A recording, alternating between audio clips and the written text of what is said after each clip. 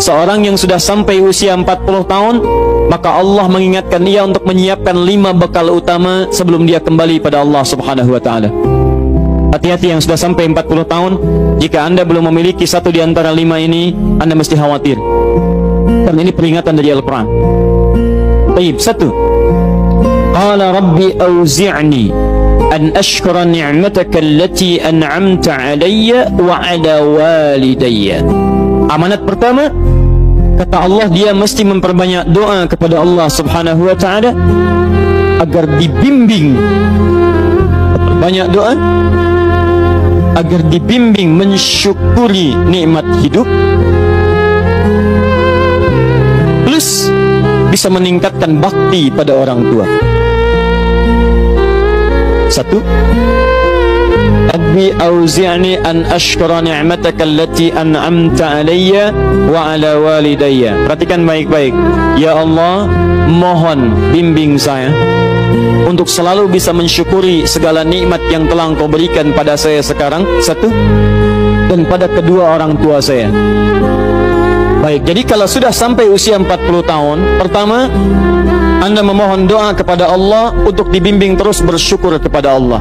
Ini yang mau saya tegaskan. Lihat baik-baik. Apa itu syukur? Tidak ada makna lain dari syukur yang tertuang dalam Al-Quran dan hadis kecuali ungkapan kebahagiaan atas nikmat yang Allah berikan kepada kita dengan cara menggunakan nikmat itu sesuai dengan fungsi yang telah Allah tetapkan. Misal, kita akan bersyukur dengan nikmat penglihatan mata. Anda diberikan 40 tahun dalam hidup, mata masih bisa melihat. Bagaimana mensyukuri nikmat mata? Kalau Anda ingin syukuri nikmat mata, maka yang paling singkat, gunakan nikmat mata ini sesuai dengan peruntukan yang telah Allah tetapkan.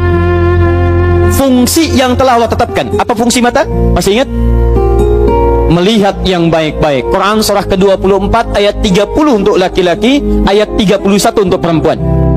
Qul lil mu'minina yaghuddu min absarihim. Katakan pada pria-pria yang merasa punya iman. Dengan iman itu dia yakin dengan akhirat. Wabil akhirati hum yuqinun. Karena yakin dengan akhirat dia sadar akan pulang dan dia tahu nikmat matanya akan ditanya oleh Allah Subhanahu wa taala. Katakan pada pria-pria yang yakin bahwa matanya akan ditanya oleh Allah. Quran surah ke-17 ayat 36. Innas sam'a wal basara wal fuada kullu ulaika kana anhu mas'ula. Setiap pendengaran Anda, penglihatan Anda, plus apa yang Anda fikirkan, satu saat akan ditanya, dipertanggungjawabkan di hadapan Allah Subhanahu wa taala. Karena itu kata Allah, katakan pada orang-orang yang yakin dengan itu semua, ghuddu min absarihim, matanya hanya boleh melihat yang baik-baik saja. Yang tidak baik palingkan. Ibu juga sama, ayat 31-nya. Wa kullil mu'minati yaghdudna min absarihinna. Katakan pada perempuan yang merasa yakin dengan Allah, yakin akan pulang, yakin akan ditanya, matanya hanya boleh melihat yang baik-baik saja menurut Allah. Yang tidak baik palingkan. Di ghaddul basar itu bukan nggak boleh lihat, Pak. Ghaddul basar itu silahkan lihat, tapi ketika yang dilihat tidak baik menurut Allah, maka palingkan dari itu semua. Ini tidak tepat, teman-teman sekalian. Anda hanya mengucapkan alhamdulillah ya, sampai sekarang penglihatan masih baik. Belum cukup. Baik itu dipakai lihat apa? Penglihatannya baik, tapi masalahnya yang dilihat baik tidak. Itu poinnya. Maaf, ada anak usia 4 tahun, Bu, Pak, tidak bisa melihat. Dalam tidak bisa melihatnya, dia masih mau menghafal Al-Quran. Namanya Mu'af. Tinggalnya di Asyut, adanya di Kaira, negaranya Mesir. Matanya nggak bisa lihat, tapi dia sampaikan pada bapaknya, Pak, saya ingin menghafal Quran. Saya ingin menghafal Quran. Kata bapaknya, kamu yakin? Saya yakin.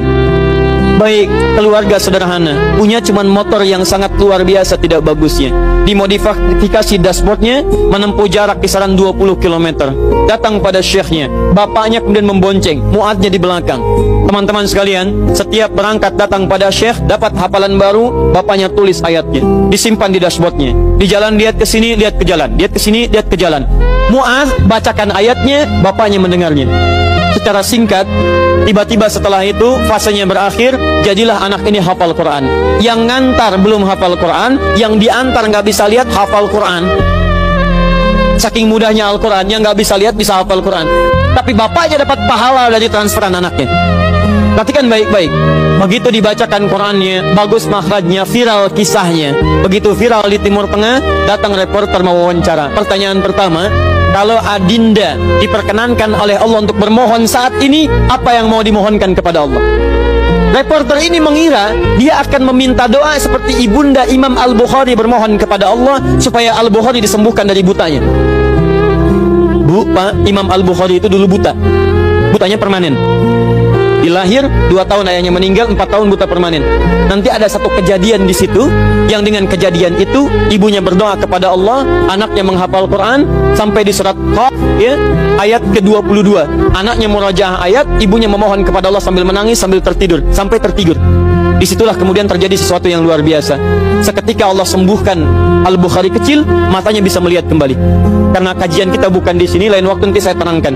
Anda yang punya kitab Fathul Bari, Syarah Sahih Al-Bukhari, beli jilid pertama, kitab Muqaddimah, halaman 634, paling kiri, paragraf yang ketiga, baris 1 sampai dengan 9. Anda temukan kisahnya. Nah, reporter ini mengira ini Mu'adz akan minta kepada Allah seperti Al-Bukhari kecil memohon kepada Allah, matanya bisa melihat lagi. Ternyata lihat baik-baik. Kalau saya diperkenankan bermohon kepada Allah dan permohonan saya dikabulkan, maka pertama saya akan mohon kepada Allah untuk tetap membutakan mata saya sampai dengan kiamat. Ya Rabb, mohon butakan mata saya sampai kiamat, karena dengan buta mata ini saya bisa menghafal Quran. Saya takut ya Allah, kalau saya melihat lagi, mata saya melihat maksiat dan hilang Quran dari hafalan saya. Anda bisa bayangkan, anak kecil 4 tahun, mata nggak bisa lihat, digunakan menghafal Quran. Dan dia takut kalau melihat matanya dipakai maksiat. Antum dikasih 40 tahun, 40 tahun, lebih daripada 4 tahun, lebih dari 14 tahun, Anda sampai 40 tahun, dipakai mata, dipakai apa mata Anda sampai dengan hari ini? Berapa maksiat yang telah Anda kumpulkan dari mata Anda itu? Mungkin wajar, jangankan hafal, baca masih sulit, lihat mushaf masih enggan, membaca masih susah. Kalau Anda sulit berhadapan dengan Al-Quran dalam pandangan Anda, tanyakan pada diri Anda, dipakai maksiat apa mata ini selama ini?